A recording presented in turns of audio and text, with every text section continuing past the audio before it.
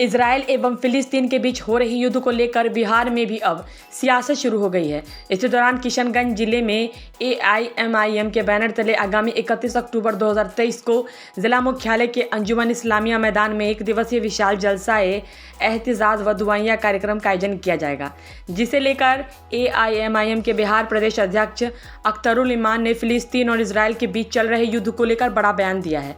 उन्होंने युद्ध को रोकने के लिए भारत सरकार से हस्तक्षेप की मांग की है। उन्होंने कहा कि इजराइल के द्वारा फिलिस्तीन के ही ज़मीन को ज़बरदस्ती कब्जा कर मजलूमों के ऊपर जुल्म किया जा रहा है और अभी तक 7,000 से अधिक लोगों की मौत हो चुकी है। उन्होंने कहा कि इस युद्ध को तुरंत रोका जाना चाहिए ताकि इंसानियत को बचाया जा सके।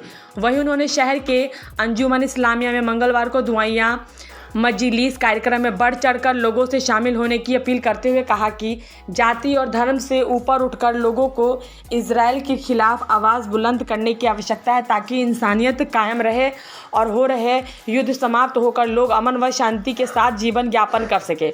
वहीं AIMIM नेता आदिल हसन ने केंद्र सरकार पर महज दिखावे के रूप में राहत सामग्री भेजकर युद्ध को रोकने के लिए कोई पहल नहीं करने का आरोप लगाते हुए बिहार सरकार के सत्ता में बैठे जदयू एवं राजद पर भी कई आरोप लगाए।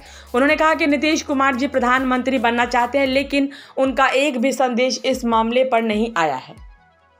फलस्तीनियों पर उन्हीं की जमीन पर नाजायज कब्जा और उन्हीं पर जायज यहूदियों के जरिए से इस्राइली हुकूमत के जरिए से बेपनाह बमबारी हो रही है।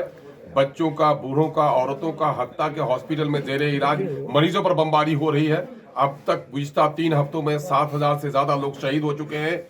अमन पसंद दुनिया चीख रही है, चिल्ला रही है वहां पर जुल्म को देखकर। हिरोशिमा नागासाकी पर जितने केमिकल्स का इस्तेमाल हुआ था, जितनी बमबारी हुई थी, बम बंदूक बारूद का वहां पर इस्तेमाल हो चुका है। अमेरिका की शैतानियत की वजह से ये सारा तमाशा हो रहा है। अरब दुनिया चुप बैठी है और अपने मुल्क का भी रवैया बड़ा धुलमुल किस्म का है। एक तरफ रिलीफ दिया जा रहा है, लेकिन वहां पर जंग बंदी के लिए दबाव नहीं डाल रहा है। हमारा मुतालबा है कि वजीर आजम हिंद जनाबे मोदी जी हुकूमत UN पर दबाव डालें कि वहां फौरी तौर पर जंग बंदी हो। और ये कहा गया है कि जब समाज में बुराई देखो तो अपनी ताकत से रोको, न हो तो जबान से टोको। हमारे पास ताकत तो नहीं है, जबान है। यही वजह है कि सीमांचल अमन पसंद तमाम तो लोगों का, जो मिली तंजीमें हैं, सामाजिक संगठन हैं, सब लोगों को मिला करके एक दिवसीय धरना और दुआइया महफिल का इनेकाद किया गया है। 31वीं तारीख को दिन के 9 बजे से लेकर 1 बजे तक अंजुमन इस्लामिया किशनगंज में हम एहतजाज अपना एजिटेशन भी करेंगे और उसके लिए श्रद्धांजलि, उनके लिए सोहदा के लिए दुआ भी करेंगे। सर, कहा जाता है कि ईमान साहब MIM प्रेसिडेंट और बिहार के और सीमांचल किशनगंज की जो मिली तंजीम है, ऑर्गेनाइजेशन जो ह्यूमन राइट्स वॉच है, सब साथ दे रही है। यही हमारी अपील है कि हिरोशिमा नागासाकी पर बम गिरा, हर दिन मातम होता है।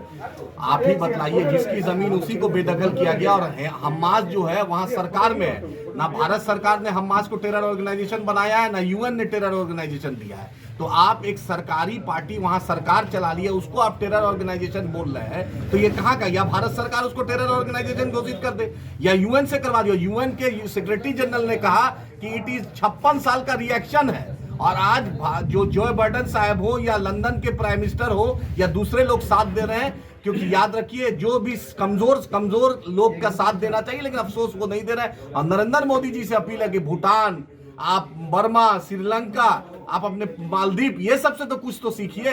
ये छोटा छोटा राज है, ये साथ दे रहा है आज फिलिस्तीन का, और आप सिर्फ एक बार सामान भेजकर आप सोचते हैं फर्ज अदा कर लिए।